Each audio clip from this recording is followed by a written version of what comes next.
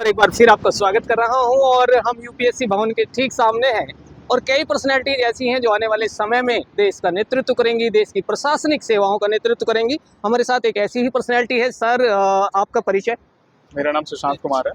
मैं आईआईटी खड़गपुर से ग्रेजुएट हूँ 2019 का। मैं ईएनवाई में काम कर रहा था और उसके बाद अभी फिर यूपीएससी की तैयारी कर रहा था। कैसा रहा सर आपका इंटरव्यू? मेरा इंटरव्यू बहुत अच्छा रहा। कुछ सवाल थे जो मुझे नहीं पता था, बट ऐसा माहौल ऐसा अंदर में बहुत ही अच्छा है, बहुत अच्छे से लोग बात कर रहे हैं और आपको मौका दे रहे हैं कि आप अपनी बात रखें, अपनी बात समझाएं। अभी तो आप इंटरव्यू दे के निकले हैं तो शायद स्थिति और है, जब आप इंटरव्यू देने जा रहे थे तो शायद स्थिति और थी, तो उस समय का थोड़ा अपना मानसिक अगर हिसाब आप हमें बता पाएं। मतलब जैसे कॉलेज में भी हम लोगों ने इंटरव्यू दिया है तो पहले से माइंड प्रिपेयर्ड रहता है कि कैसे इंटरव्यू में जाना है, कैसे बैठना है। यहाँ पर थोड़ा सा टेंशन था ऑफकोर्स, क्योंकि ये मतलब ऑफकोर्स सारे न्यू जनरेशन के लिए बड़ा दिन रहता है, बट ऐसा घबराने की कोई बात नहीं है। आप बिल्कुल रिलैक्स रहे, लंबी सांस ले, अंदर चाय पानी नाश्ता सबका इंतजाम अच्छा है। तो क्या मैं जान सकता हूँ कि आपकी जो ये यात्रा है ये कहाँ से शुरू हुई है और अभी कहाँ पर है? ये यात्रा स्टार्ट हुई थी, अगर मैं सच बताऊँ तो 2021 से स्टार्ट हुई थी। तो लगभग 3 साल की ये यात्रा रही है, काफ़ी उतार चढ़ाव तो रहा ही ऑफकोर्स। अब आज इंटरव्यू हुआ है तो आई थिंक ये यात्रा थोड़ी खत्म हुआ।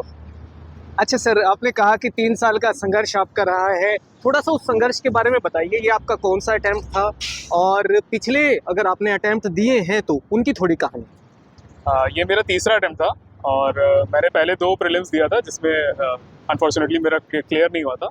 ये मेरा तीसरा प्रीलिम्स था और पहला मेंस और पहला इंटरव्यू। बहुत अच्छी बात है। जब जो बच्चे आपको सुन रहे हैं जो आने वाले समय में यूपीएससी की तरफ जा रहे होंगे, उन्हें प्रीलिम्स के लिए आपकी तैयारी, आपका जो 2 साल के करीब वो संघर्ष रहा जिसमें फेलियर भी आपको देखने को मिला, उसके बारे में थोड़ा हमें बताइए। कैसे फिर आपने वापसी की और ये वापसी इतनी शानदार रही कि आज हम यूपीएससी भवन के सामने खड़े हैं और लगभग वहाँ है जहाँ हमें होना चाहिए।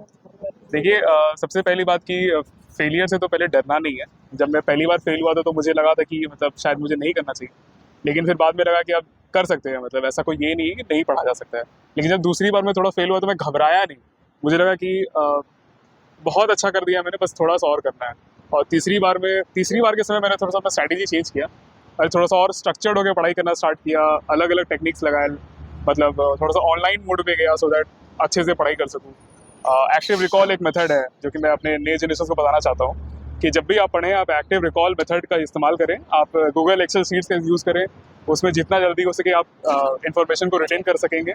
और एक यूट्यूब पे एक चैनल भी है एक्टिव रिकॉल करके, वो बताते हैं अच्छे से उसके बारे में। सो इस तरह की इनोवेटिव टेक्निक्स लेकर आए, अपने पढ़ाई को स्ट्रक्चर्ड रखें और रोज़ाना मतलब घंटों के पीछे ना भागें कि मुझे 8 घंटा पढ़ना है, मुझे 10 घंटा पढ़ना है। मैं तो 3 घंटा 4 घंटा भी पढ़ के ऐसा लोग कहते हैं, लेकिन 5 घंटे पढ़ के भी अगर ढंग से पढ़ रहे हैं तो हो जाता है। मैं यहीं से सवाल अगर कर पाऊँ, बहुत सारे बच्चे इस बात पर बड़ा ध्यान देते हैं कि सर कितने घंटे पढ़ते थे, हमें कितने घंटे पढ़ना है, कितने घंटे में सफलता मिल ही जाती है। अगर आप घंटों के हिसाब से अपनी तैयारी को मापना चाहें। देखिए, घंटे के हिसाब से अगर मापना चाहे तो मेरा तो फिक्स रूटीन रहता था कि सुबह के 3 घंटे, दोपहर में 3 घंटे, शाम में 3 घंटे। तो ऐसे करके तो देखा जाए तो 9 घंटे होते हैं, लेकिन पढ़ तो लेता था मैं 7 घंटे आराम से। तो आप अगर आप घंटे के हिसाब से जा रहे हैं तो ऐसा रूटीन बने जो आपके हिसाब से हो। और अगर आपको प्रोडक्टिविटी के हिसाब से रूटीन बनाना है तो 6 से 7 घंटे human brain is more than enough. तो 6 to 7 आवर्स एवरी डे। लेकिन वो ये कि कंसिस्टेंसी रहना पड़ेगा। संडे को ब्रेक्स लीजिए, आराम से चिल कीजिए। ऐसा कुछ नहीं कि बिल्कुल हर दिन ही पढ़ना है। आपने कोचिंग की है या आप सेल्फ स्टडी के सहारे यहाँ तक पहुँचे हैं? सेल्फ स्टडी किया। सेल्फ स्टडी की है। कोचिंग वाला जो विषय है वो मैं उठा लेता हूँ आपके साथ। बहुत सारे बच्चों को लगता है कि कोचिंग है तो सफलता है, कोचिंग नहीं तो सफलता नहीं। आपका व्यू? देखिए, कोचिंग बस एक आई थिंक एक मार्गदर्शन की तरह लेना चाहिए, गाइडेंस की तरह लेना चाहिए कि जहाँ आपको नहीं समझ में आ रहा है तब आप कोचिंग का इस्तेमाल करें, टेस्ट सीरीज लें या फिर वहाँ के क्लासेस लें। लेकिन अगर आपको लग रहा है कि आपका ग्रास्प है सिलेबस पे, आप अगर रिसोर्सेज जो मार्केट में है उनको पढ़ पा रहे हैं और एक ही रिसोर्स का आप 25 बार पढ़ पा रहे हैं, ना कि 25 रिसोर्स को एक बार पढ़ रहे हैं, तो इस तरह की जो स्ट्रैटेजी ये इम्प्लीमेंट करेंगे नए जनरेशन, तो they will definitely clear the examination. ऐसा कोई ये नहीं। आपने बताया आप इंजीनियरिंग लाइन से हैं, अगर मैं ठीक से सुन पाया तो ऐसा कहा जाता है कि यूपीएससी वालों में बहुत बड़ी संख्या इंजीनियर्स की है। क्या आपको लगता है कि आपकी राहें आसान हो जाती हैं उस तरह? तो ये ऐसा कोई नहीं है कि राहें आसान हो जाती है। इंजीनियरिंग बस ये है कि थोड़ा टेक्निकल माइंड रहता है, तो आप अपने प्रिपरेशन को थोड़ा सा स्ट्रक्चर कर सकते हो। आप उसमें थोड़ा सा नए एलिमेंट, जैसे मैं बता रहा था एक्टिव रिकॉल मेथड, इस तरह की टेक्निक्स लेके आ सकते हो। अदरवाइज ऐसा कोई हार्ड एंड फास्ट रूल नहीं है। मतलब आई डोंट बिलीव कि सिर्फ इंजीनियर्स का यूपीएससी क्लियर होता है। अभी मेरे साथ बैठे थे आर्ट्स के स्टूडेंट थे, वो लोग दे वर रियली गुड टॉकिंग। अच्छा, आपका मीडियम सर? इंग्लिश मीडियम वगैरह। हिंदी वालों की बड़ी चिंता है कि भाई हम हिंदी बेल्ट के लोग हैं और ज्यादातर जो सिलेक्शन हो रहा है वो अंग्रेजी वालों का हो रहा है। इस पर मैं चाहूंगा कि आप थोड़ा गाइड करें। ये तो बहुत ही मतलब ऐसा ऐसा तो मैं नहीं मानता कि ये तो थोड़ा सा कंट्रोवर्शियल सा क्वेश्चन है, मैं इस पे ज़्यादा वेंचर भी नहीं करूँगा। बट ये बस आप ध्यान रखिए कि आप इन सब बातों से मतलब गुमराह ना हो या फिर मिसगाइड ना हो। You just focus